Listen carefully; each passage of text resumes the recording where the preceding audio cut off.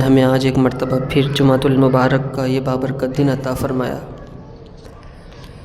صحت عافیت اور تندرستی کے ساتھ اپنے گھر آ کر نماز جمعہ ادا کرنے کی توفیق اور سعادتیں عطا فرمائیں۔ یہ مہینہ حضرت سیدنا صدیق اکبر رضی اللہ تعالیٰ عنہ کی مبارک نسبتوں کا مہینہ ہے، اور حضرت ابو بکر صدیق رضی اللہ تعالیٰ عنہ وہ شخصیت ہیں جن کے اسلام پر بڑے احسانات ہیں۔ رسول اللہ صلی اللہ علیہ وسلم بے انتہا محبت فرمایا کرتے تھے، بلکہ حضرت ابو بکر صدیق وہ شخصیت ہیں کہ پوری دنیا یہ چاہتی ہے کہ رب مجھ سے راضی ہو جائے، پوری دنیا یہ چاہتی ہے کہ رب مجھ سے راضی ہو جائے، لیکن ابو بکر وہ ہیں جن سے رب نے پوچھا تھا، ابو بکر یہ بتا کیا تو مجھ سے راضی ہے، کیا تو مجھ سے راضی ہے؟ اس قدر مقام اور مرتبے سے اللہ تعالیٰ نے سیدنا صدیق اکبر رضی اللہ تعالیٰ عنہ کو نوازا تھا۔ غار ثور کے اندر،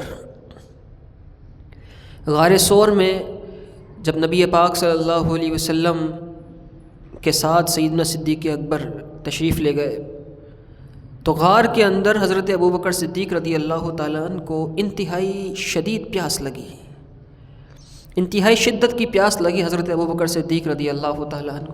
انہوں نے عرض کی، یا رسول اللہ پیاس لگی ہے، پانی چاہیے۔ غار ثور کے اندر ہیں، باہر کافر ڈھونڈ رہے ہیں کہ کسی طریقے سے رسول اللہ صلی اللہ علیہ وسلم اور ان کے ساتھی حضرت ابو بکر صدیق مل جائیں، اور اپنے مذموم اور ناپاک ارادوں کے ساتھ وہ حضور کو تلاش کر رہے ہیں غار کے باہر۔ ابو بکر صدیق رضی اللہ تعالیٰ عنہ بھی جانتے ہیں کہ غار کے اندر بظاہر پانی کہیں سے آ نہیں سکتا، کوئی ایسا راستہ ہی نہیں ہے کہ پانی باہر سے اندر آ سکے۔ باہر نکل کر جاتے ہیں تو کافروں کا نرغہ ہے اور وہ ڈھونڈ رہے ہیں، وہ دیکھ رہے ہیں کہ کہیں سے مل جائیں، کبھی قدموں کے نشانات کے ذریعے سے، کبھی اپنے اونٹوں اور جانوروں کے نشانات کے ذریعے سے دیکھ رہے ہیں کہ سیدنا صدیق اکبر اور حضور کا پتہ چل جائے۔ لیکن حضرت ابو بکر صدیق یہ بات جانتے تھے، اگرچہ بظاہر غار کے اندر کوئی راستہ پانی کا آنے کا نہیں ہے، لیکن رسول اللہ وہ ذات ہیں کہ ناممکن کو بھی ممکن بنا سکتے ہیں۔ حضور کی بارگاہ میں عرض کر دیا جائے تو پھر کوئی چیز ناممکن نہیں رہتی۔ حضرت سیدنا صدیق اکبر حضور سے عرض کرتے ہیں، یا رسول اللہ بڑی پیاس لگی ہے، پانی پینا ہے۔ تو نبی پاک صلی اللہ علیہ وسلم نے فرمایا، ابو بکر غار میں تھوڑا اور اندر جاؤ، پانی پیو اور واپس آ جاؤ۔ ابو بکر غار میں تھوڑا اور اندر جاؤ، پانی پیو اور واپس آ جاؤ۔ ابو بکر صدیق رضی اللہ تعالیٰ نے یہ نہیں پوچھا کہ یا رسول اللہ اتنا پرانا اور قدیم غار، اندر پانی کہاں سے آیا؟ اور یہ تو پہاڑ ہے، یہاں پر تو کوئی نہر بھی نہیں ہو سکتی، یہاں تو کوئی چشمہ بھی نہیں ہو سکتا، یہ تو علاقہ ایسا ہے کہ یہاں پر پانی کا نام و نشان نہیں۔ یا رسول اللہ آپ مجھے کہہ رہے ہیں اور اندر چلے جاؤ اور پانی پی کر آ جاؤ۔ ابو بکر صدیق نے یہ سوال نہیں کیا، حضور نے فرمایا تھا ابو بکر اندر جاؤ اور پانی پی کر آ جاؤ۔ سیدنا صدیق اکبر غار کے اندر گئے، آپ نے پانی پیا، باہر آئے اور باہر آ کے کہنے لگے، یا رسول اللہ شہد سے زیادہ میٹھا، دودھ سے زیادہ سفید پانی تھا، اتنا لذیذ اور اتنا اچھا پانی تھا یا رسول اللہ۔ نبی پاک صلی اللہ علیہ وسلم نے فرمایا، ابو بکر تجھے مبارک ہو، اللہ تعالیٰ نے جنت کی نہروں پر معمور فرشتوں میں سے ایک فرشتے کو حکم دیا کہ ابو بکر غار کے اندر پانی پینے کے لیے آ رہا ہے، جنت سے غار ثور تک ایک نہر بنا دی جائے۔ ابو بکر تیرے لیے جنت کی نہر لائی گئی تھی یہاں تک۔ تو حضرت سیدنا صدیق اکبر کی آنکھوں میں آنسو آتے ہیں، عرض کرتے ہیں، یا رسول اللہ کیا میری قدر و منزلت اور میرا مقام رب کی بارگاہ میں اتنا زیادہ ہے کہ رب نے میرے لیے جنت کے فرشتے کو کہہ کر نہر بنوائی؟ تو رسول اللہ صلی اللہ علیہ وسلم نے فرمایا، ابو بکر اس ذات کی قسم جس کے قبضہ قدرت میں ہماری جان ہے، اس سے بھی زیادہ بڑا مقام اور مرتبہ تیرا رب کی بارگاہ میں ہے، اور اگر کوئی شخص 70 انبیاء کرام کے برابر نیک اعمال کرے لیکن تیرا بغض دل کے اندر ہو، اللہ ایسے شخص کو جنت میں داخل نہیں فرمائے گا۔ 70 انبیاء جتنے نیک اعمال وہ کرتا رہے لیکن تیری محبت نہ ہو، تیرا بغض اس کے دل کے اندر موجود ہو، تو اللہ تعالیٰ ایسے شخص کو جنت میں داخل نہیں فرمائے گا۔ اس قدر و منزلت، شان اور مقام اور مرتبے سے اللہ تعالیٰ نے حضرت سیدنا صدیق اکبر کو نوازا تھا۔ اور جب آپ کا وصال کا وقت قریب آیا تو آپ نے وصیت فرمائی۔ حضرت سیدنا صدیق اکبر نے فرمایا کہ جب میرا انتقال ہو جائے اور میری تجہیز ہو جائے، میری تکفین ہو جائے، میرا جنازہ تیار ہو جائے، کفن پہنا دیا جائے اور نماز جنازہ بھی ہو چکے، اس کے بعد میرا جنازہ اٹھا کر روضہ رسول پہ جا کے رکھ دینا، حضور کے در والا پہ رکھ دینا، حضور کے در اقدس پہ رکھ دینا اور کہنا کہ یا رسول اللہ آپ کا غلام آیا ہے، میرا جنازہ حضور کے روضہ انور پہ رکھنا، اگر دروازہ کھل جائے تو مجھے اندر دفن کر دینا، ورنہ مجھے وہاں سے اٹھا کر لے جانا، جنت البقیع میں دفنا دینا۔ حضرت عبداللہ ابن عمر فرماتے ہیں کہ ہم نے جب سیدنا صدیق اکبر رضی اللہ تعالیٰ عنہ کا جنازہ تیار کیا اور تیار کرنے کے بعد ہم حضرت ابو بکر صدیق کا جنازہ لے کر روضہ رسول پر پہنچے، حضور کے روضہ اقدس کے سامنے رکھا تو خدا کی قسم خود بخود دروازہ کھل گیا اور اندر سے آواز آئی، ادخلوا الحبیب الی الحبیب، ادخلوا الحبیب الی الحبیب، حبیب کو حبیب کے ساتھ ملا دو، دوست کو دوست کے ساتھ ملا دو، دوست کو دوست کے پاس بھیج دو۔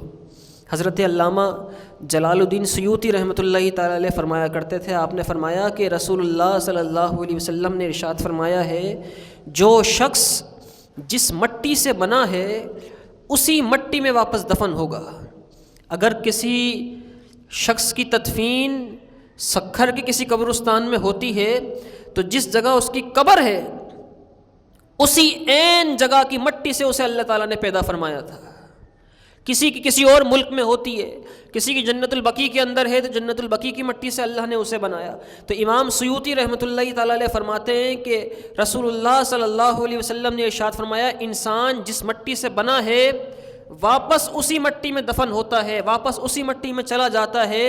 لیکن سیدنا صدیق اکبر، سیدنا عمر فاروق اور رسول اللہ صلی اللہ علیہ وسلم ان تینوں کے مزار پرانوار ایک ہی حجرے میں ہیں۔ اس کا مطلب یہ ہے کہ اللہ تعالیٰ نے ان تینوں کو ایک ہی مٹی سے پیدا فرمایا تھا۔ اس کا مطلب ہے کہ اللہ تعالیٰ نے ان تینوں کو ایک ہی مٹی سے پیدا فرمایا تھا۔ ان تینوں کا خمیر اسی ایک پاکیزہ مٹی سے تھا، اسی لیے اللہ تعالیٰ نے ان تینوں کو ایک ہی مقام پہ واپس جمع فرما دیا ہے۔ اس قدر شان اور مقام اور مرتبے سے پھر جب دروازہ کھلا تو سیدنا صدیق اکبر رضی اللہ تعالیٰ عنہ کی تدفین حضور کے روضہ انور میں، حضور کے قدمین شریفین میں ہوئی۔ آج کا دن سیدہ طیبہ طاہرہ اور کل کا دن بھی آپ کا نسبتوں کا دن ہے۔ حضرت سیدہ فاطمہ الزہرا رضی اللہ تعالیٰ عنہ کی شان یہ ہے، آپ کا مقام اور مرتبہ یہ ہے، بزرگوں نے اس مجرب عمل کو ذکر فرمایا ہے کہ اگر کسی کا کوئی کام نہ ہوتا ہو، کوئی دیرینہ کام ہو، کوئی دعا ہو جس کو پوری ہونے میں دیر لگتی ہو، کوئی کام ہو جو نہ ہوتا ہو، تو اسے چاہیے کہ رات کو عشاء کی نماز کے بعد 2 رکعت نماز نفل پڑھے۔ عشاء کی نماز کے بعد 2 رکعت نماز نفل پڑھے اور ان 2 رکعتوں کا ثواب سیدہ فاطمہ الزہرا کی بارگاہ میں پیش کر دے، اور پھر سیدہ پاک کی بارگاہ میں عرض کرے کہ یا سیدہ پاک، آپ میری یہ عرض رسول اللہ صلی اللہ علیہ وسلم کی بارگاہ تک پہنچا دیں، اور پھر رسول اللہ وہ عرض اس کی رب کی بارگاہ میں پہنچائیں گے۔ جو عرض سیدہ پاک کے در سے ہو کر رسول اللہ تک پہنچتی ہے وہ کبھی رد نہیں ہوتی ہے۔ اگر کسی کا کوئی بہت دیرینہ کام ہو، کوئی بڑی پرانی دعا ہو جس کو پورا ہونے میں دیر لگتی ہو، وہ سیدہ پاک کی بارگاہ میں یہ ثواب بھیج کر، ایصال ثواب اور ثواب کا تحفہ بھیج کر پھر دعا کرے، اللہ تعالیٰ اس کا وہ کام پورا فرما دے گا، اللہ تعالیٰ اس کا وہ کام پورا فرما دے گا۔ اس قدر مقام اور مرتبے سے اللہ تعالیٰ نے سیدہ عائشہ صدیقہ رضی اللہ تعالیٰ عنہ بیان فرماتی ہیں، آپ کہتی ہیں کہ ہم تمام ازواج مطہرات نبی پاک صلی اللہ علیہ وسلم کے ساتھ بیٹھے تھے، حضور کے ساتھ حضور کی ساری ازواج تھیں، اور سیدہ عائشہ صدیقہ رضی اللہ تعالیٰ عنہ فرماتی ہیں کہ سیدہ فاطمہ الزہرا چل کے سامنے سے آئیں، کہنے لگی خدا کی قسم فاطمہ الزہرا کا چلنا ایسا تھا جیسے رسول اللہ چلا کرتے تھے، ہو بہو لگتا ایسا تھا کہ رسول اللہ چل رہے ہیں۔ کہتی ہیں کہ سیدہ فاطمہ الزہرا چل کے آئیں تو نبی پاک صلی اللہ علیہ وسلم اپنی مسند سے کھڑے ہو گئے اور حضور نے اپنے برابر میں سیدہ پاک کو جگہ دی، اور پھر کان میں سیدہ فاطمہ الزہرا کی کوئی بات کہی حضور نے۔ جب یہ بات کہی، نہ جانے وہ کیا بات تھی، سیدہ فاطمہ الزہرا رونے لگیں، زار و قطار روئیں۔ جب شدت سے روئیں تو رسول اللہ صلی اللہ علیہ وسلم نے پھر سیدہ فاطمہ الزہرا کے کان کے قریب اپنا چہرہ اقدس فرمایا، اور پھر کوئی اور بات کہی تو سیدہ فاطمہ الزہرا مسکرانے لگیں۔ جب حضور کی مجلس ختم ہوئی، تمام ازواج مطہرات چلی گئیں، حضور تشریف لے گئے، تو میں نے سیدہ فاطمہ الزہرا سے یہ کہا، اے فاطمہ، رسول اللہ صلی اللہ علیہ وسلم نے تمہارے کان میں ایسی کون سی بات کہی تھی کہ جس سے تم رونے لگیں، پھر دوبارہ ایک بات کہی جس سے مسکرانے لگیں؟ کیا بات تھی؟ وہ کون سا ایسا راز تھا کہ ساری ازواج موجود ہیں لیکن رسول اللہ نے صرف آپ کے کان میں وہ بات کہی؟ کون سی بات تھی؟ تو سیدہ فاطمہ الزہرا کہتی ہے کہ حضور کا ایک راز ہے، وہ راز میں فاش نہیں کر سکتی۔ حضور کا ایک راز ہے جو حضور نے مجھے دیا ہے، وہ راز میں فاش نہیں کر سکتی۔ سیدہ عائشہ صدیقہ کہتی ہیں کہ فاطمہ الزہرا نے مجھے وہ راز نہیں بتایا۔ پھر حضور کا وصال ظاہری ہو گیا اور حضور اس دنیا سے تشریف لے گئے ظاہری طور پر۔ کہتی ہیں کہ نبی پاک صلی اللہ علیہ وسلم کے وصال ظاہری کے بعد پھر میں نے ایک دن سیدہ فاطمہ الزہرا سے ملاقات کی، اور سیدہ فاطمہ الزہرا سے یہ کہا کہ فاطمہ، وہ جو ایک راز تھا رسول اللہ کا جو آپ نے مجھے اس وقت نہیں بتایا تھا، وہ کون سا راز تھا؟ اب تو رسول اللہ بھی نہیں ہے، اب تو آپ تشریف لے جا چکے ہیں، اگر آپ چاہیں تو اب مجھے بتا دیں، اور میں آپ کو اپنے اس حق کا واسطہ دیتی ہوں جو میرا آپ پر ہے۔ یعنی آپ تو ماں تھی نا، والدہ تھی، ماں ہونے کی حیثیت سے میں آپ سے پوچھتی ہوں، جو حق میرا آپ پر ہے میں آپ سے اس حق کا واسطہ دے کر پوچھتی ہوں، ذرا یہ مجھے بتاؤ رسول اللہ صلی اللہ علیہ وسلم نے کان میں کون سا راز بیان فرمایا تھا آپ سے؟ تو حضرت سیدہ فاطمہ الزہرا کہتی ہیں رسول اللہ صلی اللہ علیہ وسلم نے مجھ سے فرمایا تھا، اے فاطمہ، جبریل امین ہر سال میرے پاس آتے تھے اور ہر سال میرے پاس آ کے میرے ساتھ قرآن کا دور کیا کرتے تھے، سال میں ایک بار دور کرتے تھے، اس بار جبریل سال میں 2 مرتبہ میرے ساتھ دور کر کے گئے ہیں۔ فاطمہ، لگتا ایسا ہے کہ کچھ دنوں کے بعد میں اس دنیا سے چلا جاؤں گا، کچھ دنوں کے بعد میں اس دنیا سے چلا جاؤں، لگتا ایسا ہے جو جبریل نے 2 بار قرآن کا دور قرآن میرے ساتھ دہرایا ہے، لگتا ایسا ہے کچھ دنوں کے بعد میں دنیا سے چلا جاؤں گا۔ اور پھر ایسا ہی ہوا، 6 مہینے کے بعد حضور کا وصال ہو گیا۔ یہ وہ راز تھا جسے سننے کے بعد میں بہت روئی تھی۔ جب میں بہت روئی تو رسول اللہ صلی اللہ علیہ وسلم نے میرے کان میں ایک اور بات کہی جس سے میں مسکرانے لگی، اے اماں عائشہ، ذرا وہ بھی بتا دوں وہ کیا راز تھا؟ وہ راز یہ تھا کہ رسول اللہ صلی اللہ علیہ وسلم نے فرمایا، اے فاطمہ، کیا تو اس بات سے راضی نہیں کہ سب سے پہلے تو ہی مجھ سے آ کے ملے گی، سب سے پہلے تو مجھ سے آ کے ملے گی؟ یعنی میرے جانے کے بعد، میری اس دنیا سے چلے جانے کے بعد سب سے پہلے دنیا سے جو جائے گا اور مجھ سے آ کے ملے گا، اے فاطمہ، وہ تو ہی ہوگی۔ اور سن، اللہ تعالیٰ نے تیرے مقام کو اتنا بلند کیا ہے کہ کل عالم کی ساری خواتین کا تجھے سردار بنا دیا ہے۔ اللہ تعالیٰ نے یہ مقام دیا ہے کہ پورے عالم کی، اسی لیے سیدۃ نساء العالمین کا لقب آپ کو ملا کہ آپ سارے عالم کی ساری عورتوں کی سردار ہیں، تمام جنتی عورتوں کی سردار ہیں۔ اور جس طرح ہم جنت میں داخل ہوں گی، علماء اور محدثین نے لکھا کہ جب قیامت کا دن ہوگا، محشر کے دن، سیدہ فاطمہ الزہرا کی سواری جب میدان محشر میں آنے لگے گی تو اس شان سے آئے گی کہ میدان محشر میں اعلان ہوگا، یا اہل محشر غضوا ابصارکم، اے اہل محشر اپنی نگاہوں کو جھکا لو۔